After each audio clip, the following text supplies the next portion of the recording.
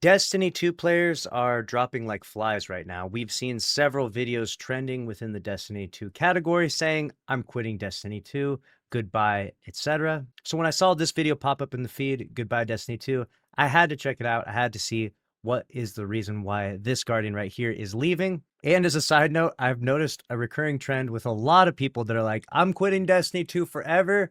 They say that, and then they're like, but I will be back for Renegades. So if I hear another person say that they are quitting Destiny 2, but they'll be back for Renegades, I'm going to lose it. All right, my friends. So there comes a time when you just feel like, enough is enough, or it's just time to move on. And I think that's where I've come to with Destiny 2. As someone with over 6,000 hours in Destiny 2, someone who's been playing Destiny since the 6,000 is a lot, by the way. 6,000 means this guy is a grinder. Destiny 1 beta, this new expansion. A D1 beta veteran. Has kind of, I don't want to say if it's rubbed me the wrong way or just made me think, it's kind of the end of Destiny 2 for me. But I'm not going to say it's definitely the end right now. But for now, He's coming back in Renegades, isn't he? Don't see myself really going back to it anytime soon unless they make a major change, which is what this expansion did. This expansion was a major change to the whole game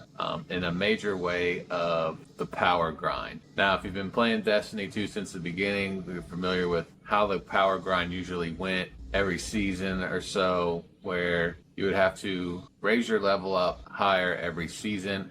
And it got to the point where they only made it, if you were already at max power, then the next season you only had to grind 10 more light levels to get to max power, which wasn't bad because if you played a lot, played regularly, did all your activities every week, you could typically cap out your power in about 3 weeks just from grinding the pinnacle activities each week because they reset each week.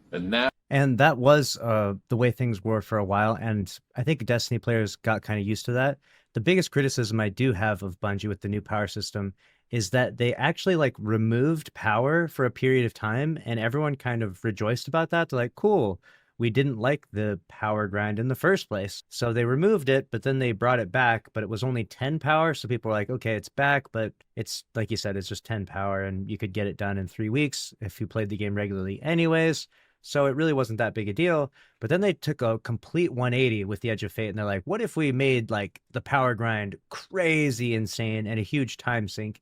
And I definitely think that disrupted a lot of people like this person as well. And I know a lot of you out there feel the same about that, where you're like, why did Bungie all of a sudden flip a switch and decide that the power grind was meant to be so important for Destiny 2?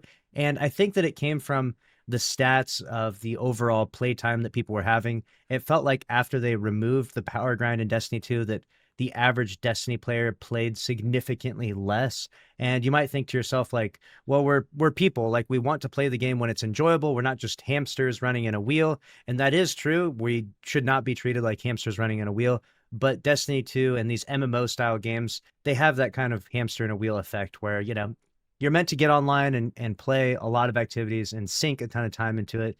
And there's supposed to be systems set in place where the more time you play the game, the more powerful you get. That's just how MMOs are supposed to work. Whether you like it in Destiny 2, whether you don't, I'm just saying that's how they're supposed to work. Like if you go play any other MMO, you'll find a similar element, generally speaking. Now they've made the power grind even more with the new expansion. They reset everybody to 10 power, and you max out at, 400 or 450, whatever it is now. Like I said, I spent a few days in the expansion, and after just a couple of hours knew that this wasn't going to be that much fun of a grind. And just the other things of where you had to go into the portal, and if you go and see what people were doing to grind power, it's literally doing one activity, the most optimized activity to grind power very, very, very slowly. So there's always been some kind of grind associated with Destiny 2, but the grind now for power is basically a snail trail. Sure, you can do it, grind as much as you want. There's no weekly cap out like there used to be with, you could only do certain many pinnacle activities each week. And then once you finished all those, you were done for the week, which I kind of liked because you grind out those activities in a couple days and then move on to different games or different activities in the game that you wanted to do to target farm some things and whatnot. And to be fair, to play devil's advocate on that one, you could still do the same thing. Like on Tuesday at reset, if you have that same cadence, you're like, hey, every Tuesday I was used to grinding a bunch of pinnacles. I played for like, maybe 6 hours or something. I don't know. Whatever, however much you played on Tuesdays to grind up your power level. You could do the same thing. He said you played for a couple days, so Tuesday, Wednesday, Thursday, and then he wants to play other games. I mean, you could technically still play that way. The fact that there's no weekly cap out allows us to go crazy. So we could obviously, just do 6 hours a day every day. We could do 10 hours a day every day. And obviously there's going to be, like I've called them so far, Destiny is deranged, and the people that need to take showers that wake up and do 15 hours a day. So that way they can achieve maximum power. And they were able to do so in like 2 weeks, which is crazy. We are now approaching 3 weeks, and there's somewhere around like 50 people that have achieved 450 power.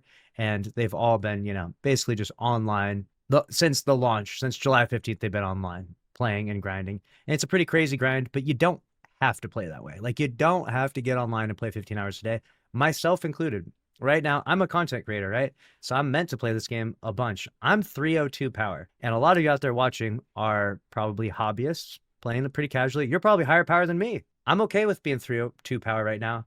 I will level up in time. I'll get there. You know what I'm saying? I'll get my tier 4 drops. I'll get my tier 5 drops. I'm taking it at my own pace. I don't need to just like quit everything in my life and play for 15 hours a day for a few weeks to play Destiny 2. Like, it's just not necessary. And I feel like you're going to run yourself back into that same brick wall where you're like, there's nothing to do in Destiny 2.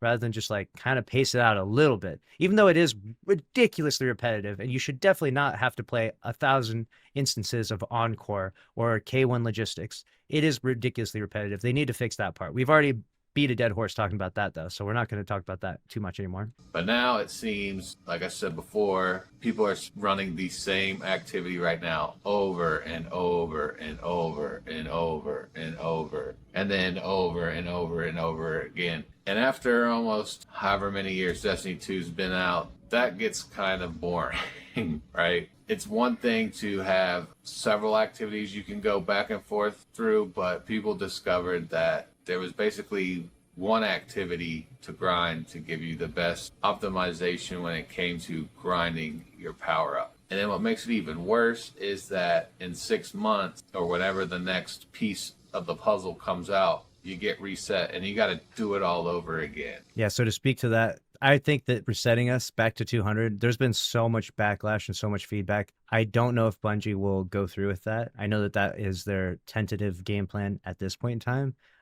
Everyone is basically like, we're not doing this again, Bungie, right? We might do it one time, but you're going to have to either not reduce us back down to 200 or turn the power reset into a once annual event, because setting us back down to 200 in just 6 months, a lot of people are upset about that, myself included. I feel like, listen, I'll run in the hamster wheel for a little bit, but if I got to keep doing this endlessly back in these activities, it's going to be a bit frustrating. I know that it's meant to be improved. There's meant to be dungeon activities added. I'm sure raid activities are being added to the portal, and new missions, new solo ops, fire team ops, exotic missions, you name it, pinnacle ops, right? I'm sure that there's more new stuff, so it'll make the repetition a little less mind-numbing, because you'll be able to do some new things, but still the amount of activities required to level up is just a bit excessive right now. And especially when you look at that 400 to 450 mark, what people have to do to go from 400 to 450 right now is absolutely crazy. And a lot of people are, of course, like you said, just optimizing and playing the same activity over and over again, which is a bit frustrating. Bungie should definitely incentivize playing different activities, giving extra drops to those other activities, so that way people are wanting to roam around and play everything that Destiny has to offer, and they're incentivized to do so. Play all the solo ops any given day, all the fire team ops, all the pinnacle ops, and even maybe jump in the Crucible, right? Imagine if the whole system got you to cycle through all the PV activities, all the PvP activities, all in either a once daily or a once weekly cycle. So that way, you got to experience everything the portal has to offer, and eventually everything in Destiny 2 will exist in the portal. That's a smart system. Like, that's like an infinite replayability for Destiny 2. It's a good system, I think. And I think we'll eventually get there. I think the portal will be a much better system, maybe 6 months or a year from now. I don't know. We'll see how long it takes Bungie to get all these things in this in this playlist. So to me, that's not very fun. Maybe it's just because I've been playing Destiny 2 for so long, I've finally hit that point where it's just kind of tired of the grind. But another thing that kind of is throwing me away from Destiny 2 is the fact of how much time I spent grinding the armor that I got. We're talking Artifice armor for all three characters, and went through min-maxing the builds to then now we have this whole new system of how your stats work that basically made all those builds obsolete, and it's basically starting over. I'll speak to that because while I will say that it's frustrating to have a sort of reset point, Destiny 2 as a game does kind of need that. A lot of other games that have loot do this sort of reset thing. It's like a necessary evil in some ways. I'm not a big fan of losing stuff or having a sort of restart point. If they introduced, for example, Armor 3.0, right? And it was worse than Artifice armor, then everyone would be squinting their eyes like, why would I even play any of these portal activities for this armor? Why would I even bother with this armor? Well, I was just going to keep my Artifice armor on, right? It would be a worse problem for the new armor to be worse than the existing armor. So it's a good thing that the new armor is an improved system and better than the old armor. It's definitely frustrating losing our old stuff, but armor has been so meaningless for so long that when I hear people say this, I'm like, guys, do you really want another 3, 6, 10 years of using the same armor, this Artifice armor that you got? Do you really need that? Like, we need to be excited for new things to come in that changes our build crafting, that changes the play styles. I think that the armor system is awesome. I'm a little bit annoyed that I lost some of my old armor that I grinded hard for, sure, but I'm excited to have something new to chase for. And that's what I like with the new armor system. Eventually there comes a point in time where there's enough fatigue in the current loot that you're like, you're ready for that reset. Not every player will agree with that. I know some people out there are commenting down below right now. You're probably like, hey, I'm not happy with losing my armor, or hey, I'm not happy with my weapons not being as powerful as the newer weapons, right? It's perfectly fine. Maybe you hadn't been playing Destiny as long, but I'm telling you right now, as someone that logs in and plays the game basically every day, I was beyond ready, and all of my friends that log in and play every day, we were beyond ready for something new, some change, something to spark some excitement in the game. And unfortunately, eventually Bungie has to pull the trigger on that, and some people are not going to like it, and that's just it's unfortunately it's a necessary evil for games like this, I think. Which in a sense, it's fine, but I feel like it was too late to do something like that. You know, you've got years into this game to get your character to where it finally was, to basically now get to the point where none of that matters anymore and you got to start. That's something that would have been great for Destiny 3. Now, we're not going to get into that, but that was a major haul over in the whole armor system. And for it to come this late in Destiny 2's history, for me, it's kind of like, well, I don't like the fact that all my builds are basically obsolete now and have to start over. Like I said, that would have been a great thing for Destiny 3, but we all know how Bungie went with that, with their spending all their sources to build this game Marathon, which didn't get received very well in the alphas and beta tests or whatever. Then that game got delayed. Who knows if it even comes out at this point. But I think they really messed up with that. Another thing that kind of had enough of it with Bungie is Bungie has been known through the years to say one thing and do something else. I'll start off with something small.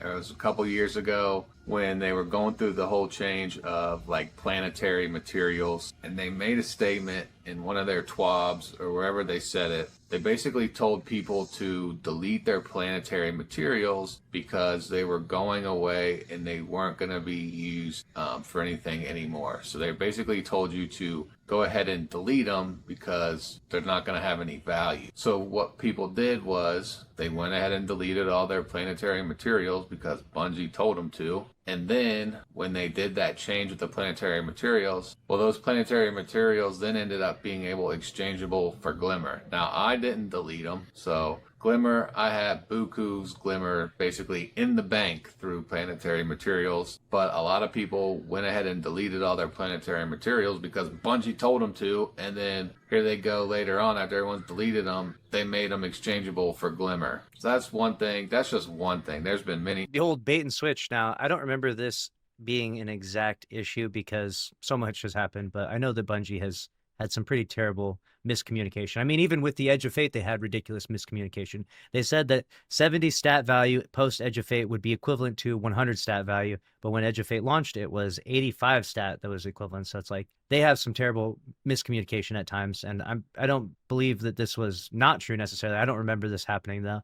And it's definitely unfortunate when that miscommunication happens. And they tend to apologize and try to make the situation right. But unfortunately, there's a lot of chefs in the kitchen at Bungie, and half of them seem to not know how to cook. Instances where Bungie has said one thing and did the opposite. Now let's get into another thing that's kind of a bad look. Well, it's not kind of, it's a very bad look on Bungie, is with the current raid that came out with this expansion. There was an issue or another time statement that Bungie made when it came to the whole issue behind loadout swapping. And they didn't want people to be swapping loadouts all the time in their activities. And they went through this whole spiel of how they're going to put things into the game to negate people from loadout swapping. So they basically said, that loadout swapping was going to have these negative impacts on you, blah, blah, blah. Basically, they wanted to get rid of it. But then they come out with this new raid where basically one way you wouldn't be able to complete it is if you didn't loadout swap, you were not completing that raid in contest mode. If you watched any of the contest mode raid race, people were switching loadouts several times throughout any of the raid activities. And so to clarify this situation, like he's mentioned, Bungie has said that loadout swapping basically makes your Guardian, significantly more powerful than what their current sandbox is designed for. And it's pretty obvious, right? You could be running around with a build that has an exotic and weaponry that's designed for ad clear, so you can like super efficiently mow through the ads, kill the majors, kill the champs, etc. And then when it comes for damage, you can swap to a DPS loadout that has, for Titans, for example, have like Falling Star on all of a sudden, and their missile does significantly more. You could swap your loadout a few more times, increase your, damage output as you're just shooting your weapons at the boss, and so on and so forth. And we've seen this time and time again, and it's pretty obvious how much more powerful you are when you do loadout swapping. In fact, I went into the raid afterwards and went to all the encounters, and doing the normal clears, no one really wanted to do some loadout swapping. So what I did is I did it still even in normal. And whenever we hit the wipe screen, when it showed the DPS numbers, I was like beyond everyone else by like tens of thousands of damage. And tens of thousands now is a lot because of the new damage system. And so everyone was like, whoa, how are you doing so much damage? So I'm like, I'm still loadout swapping, even though everyone else kind of was like, yeah, I'll do that in contest, but in normal, I'm not so interested, right? And so I wanted to sort of test it to demonstrate just how much more powerful you are. And it's obvious, right? You become significantly more powerful. So therefore, the sandbox in Destiny 2 then has to be designed around Guardians having the ability to loadout swap. Bungie doesn't like that. So in Rite of the Nine, when that activity came out, it was Ultimatum difficulty, which is the hardest difficulty they could add to the dungeons, and they added not swap onto it. So you wouldn't be able to swap your loadouts as a sort of experimentation to see how Destiny 2 players would react. And players obviously disliked it for the most part. So I think they didn't want to extend not swap onto the new raid and potentially diminish the raid race. So instead, what they did was they made all of the enemies skulls, right? They were supposed to be swords, but they made them like skulls. And that just made killing the bosses significantly harder. It made staying alive harder. Everything was really tough in the raid. And basically, at that point in time, you need loadout swapping in order to clear these bosses. Like, you just would not be able to clear it without loadout swapping in contest. It was just, you would never find the damage, right? It would not be possible. So loadout swapping then became an absolute necessity for the contest raid, which also gets everyone talking about it, because is this going to be the new future for Destiny 2? Are we going to have loadout swap be a necessity for all contest mode raids and dungeons and epic raids and epic dungeons in the future? Is that how we're going to proceed forward? Or is Bungie going to add not swap to the raids and to the dungeons, and therefore lower the boss's health a little bit, maybe make the enemies actually swords and not skulls, right? We'll see what they choose to do. But it should be said that swapping, even though you may not like it, it is technically accessible to both mouse and keyboard and controller players. So everyone has the ability to do it. I'm not the biggest fan of it. Like, it wasn't like, I don't like going into my menu a bunch when I'm playing the game. So I understand why people would not be interested in it. It kind of looks weird when you're like running around, hiding behind a corner, and going in your menu in and out, swapping around stuff. But it is become really commonplace, and everyone does have accessibility to it, at least. So that's kind of another bad thing for Bungie. They say one thing but then they do the opposite. And what that meant was, in terms of that raid race, with all the amount of loadout swapping you needed to do, it pretty much put console players out of being able to even come close to competing. They actually have added functionality for console players. They can actually loadout swap technically faster than some PC players because there's like a button you can push and it like instantly scrolls onto the loadout and stuff. I'm not exactly sure how it works. I've just watched a few clips of it. So console players can definitely loadout swap. In the, or completing the contest raid, because if you play on console, you know we cannot get into our menu, swap a loadout, and get back out of it nowhere near as fast as people can do on the PC. So they basically limited the raid race and contest mode to PC players. So that's just another thing that's kind of like icing on the cake of Bungie and their pattern of saying one thing and doing another. So I think for me, in the end, my friends, I've come to this point where, you know, I love Destiny 2 and Destiny 1. There's many games have come out that have tried to compete against Destiny 2, and none of them have really succeeded. People are going to say Warframe is better, and that's fine, but the gunplay you get in the feel when you play Destiny 2, I haven't experienced another game that just plays as well as Destiny 2, and that's something that'll bring people back, even if they start getting into this feeling with a game where it's getting too grindy. You know, Destiny 2 is that game that people love to hate but still play it, and I think a lot of us, a vast majority of people that have been playing it forever, you always say people have been Destiny 2 complain, but yet they keep playing the game. It's just that kind of game. Like, and a lot of that complaining is because you want the game to do good. You want it to be better because you love the game, right? You wouldn't keep playing it. Even when there's things in the game that drive you crazy and you keep going back to that game, it's because there's that core something in that game that brings you back. And for me, it was the gunplay. The gunplay in Destiny 2 is undefeated for sure. And Warframe, while Warframe's a great game in and of itself, it doesn't have the gunplay like Destiny 2, that's for sure. So, unfortunately, as we sit right now, I think we're going to be taking a big break from Destiny 2. I didn't even buy the expansion because I wanted to see what it looked like and what people thought about it before I bought the expansion. And I'm one that always bought every expansion, the $100 version, pre-ordered it before it even came out. I was always invested in Destiny 2. And this is the first time I never bought one. And I don't see myself buying it anytime soon unless there is some major changes to what has happened with this new expansion. Like I said, even if then it's going to be tough because the whole armor system, yes, it's fine to switch to armor system, but at the same time, like I said, the amount of time I put in grinding. The video freezing and we're just still going is hilarious to me. I feel like I need to make my camera freeze at the same time, so that way it's like even here. All right, there we go. That's perfect. Now we continue with the frozen camera. Artifice armor for all three characters to get my loadouts and my builds the way I wanted them to. Now those builds basically be obsolete. I don't feel like grinding new builds, unfortunately. And then to be the power grind of how long it takes to actually level up and get your light level up now, to then be reset again and have to do it all over again. Like, something's going to change, or I think this is going to be a big hit to Destiny 2, and I think you are going to see a big fall off in the game. Like I said, these kind of changes with the armor and stuff like that would have been perfect for a Destiny 3. It's too late in Destiny 2's history to, I think, have done this and gone with these kind of big changes. I agree that it would have been nice to have like a fresh restart, maybe with Destiny 3, but that would require such a massive budget. And obviously Bungie is only able to do the exact opposite